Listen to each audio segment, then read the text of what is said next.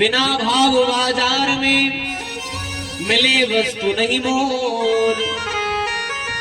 बिना भाव बाजार में मिले वस्तु नहीं मोर।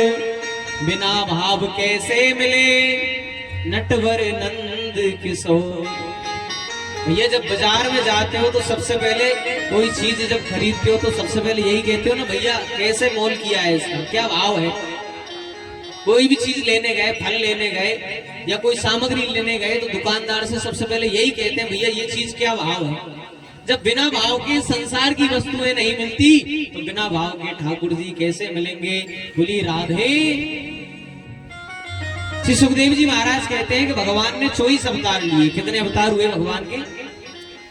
24 अवतार। सबसे पहला अवतार कौन सा लिया? सनक सनंदन सनातन सनत कुमार, 4 ऋषि कुमार के रूप में भगवान ने जन्म लिया। दूसरा जन्म वराह अवतार में लिया भगवान ने। तीसरा जन्म नारद जी के रूप में लिया। चौथा नर नारायण। 18वां रूप भगवान ने मर्यादा पुरुषोत्तम श्री राम जी के रूप में लिया। 19वां अवतार शेषावतार श्री बलराम जी के रूप में लिया। और भगवान श्री कृष्ण का यह जो अवतार है वो 20वां अवतार है। बोली कृष्णचंद्र भगवान की। एक बार नारद जी ने अपने पिता ब्रह्मा जी से एक प्रश्न किया, हे पिताजी, यदि पूरी सृष्टि आप बनाते हो तो फिर आप नेत्र बंद करके किसका भजन करते हो?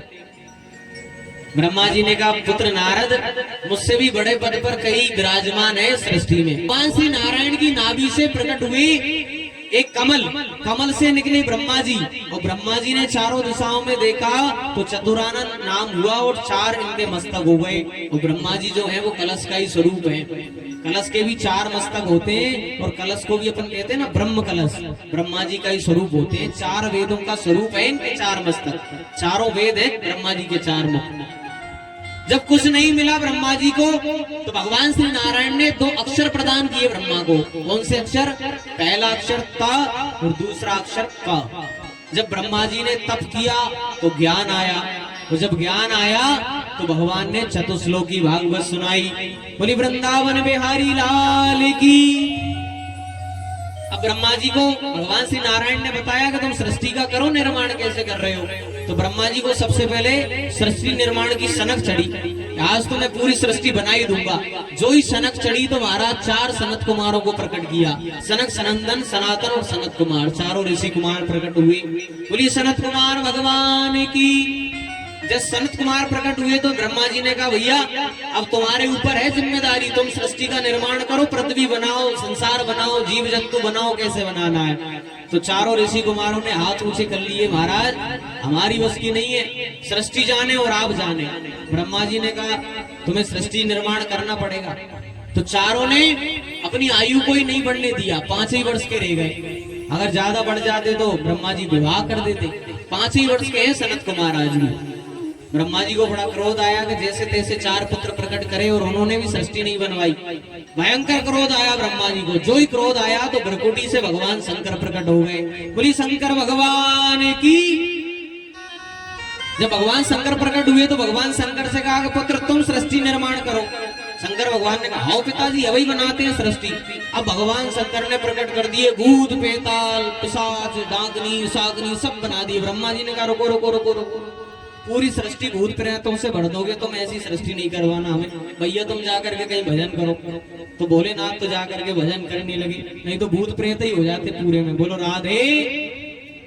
तब श्री ब्रह्मा जी ने सबसे पहले 10 ऋषि प्रकट करे। कौन से? मरीचि, अत्रि, अंगिरा, कुलह, पुलस्त्य, भृगु, वशिष्ठ और दक्ष और देव ऋषि नारद। वाणी से मां सरस्वती को प्रकट किया, छाया से कर्दम ऋषि को प्रकट किया और अपने बाएं अंग से तो सतरूपा और दाएं अंग से दक्षिण अंग से महाराज मनु को प्रकट किया। बोली ब्रह्मा जी महाराज की। ये मनु सतरूपा जो है इनसे ही सृष्टि का प्रारंभ हुआ है और यहीं से मैथुनी सृष्टि प्रारंभ हुई है। कैसे? मनु सतरूपा के 5 संतान हुए, 3 तो बेटी हुई और 2 बेटे। आकुति, देवहूति, प्रसूति 3 कन्याएं हुई और प्रियव्रत उत्तानपाद नाम के 2 पुत्र हुए। राजा परीक्षित ने कहा, गुरुदेव ये हिरण्याक्ष कौन था? श्री सुखदेव जी महाराज कहने लगे ये हिरण्याक्ष और कोई नहीं, कश्यप ऋषि का ही पुत्र था, जिसके लिए भगवान ने वराह अवतार लिया, जब जाकर के हिरण्याक्ष का वध किया। परीक्षित कहने लगे गुरुदेव ये इतना भयानक दैत्य कैसे बना और इसकी पृथ्वी से शत्रुता क्या थी? श्री सुखदेव जी कहने लगे राजन, एक बार देवी दिति ने कश्यप ऋषि से सूर्यास्त के समय रति कामना प्रकट करी।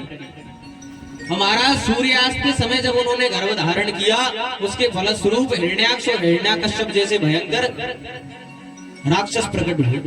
इसलिए सूर्यास्त के समय कौन कौन से कर्म नहीं करना चाहिए? आहारम वेदनम निद्राम स्वाध्याय तथैव च। एक तो संध्या काल के समय कभी भोजन नहीं करना चाहिए, शयान काल के समय कभी भोजन नहीं करना चाहिए, और एक आहारम वेदनम निद्रा, एक सोना नहीं चाहिए शयान काल के समय। जो शयान काल के समय सोता है वो महापाप करता है।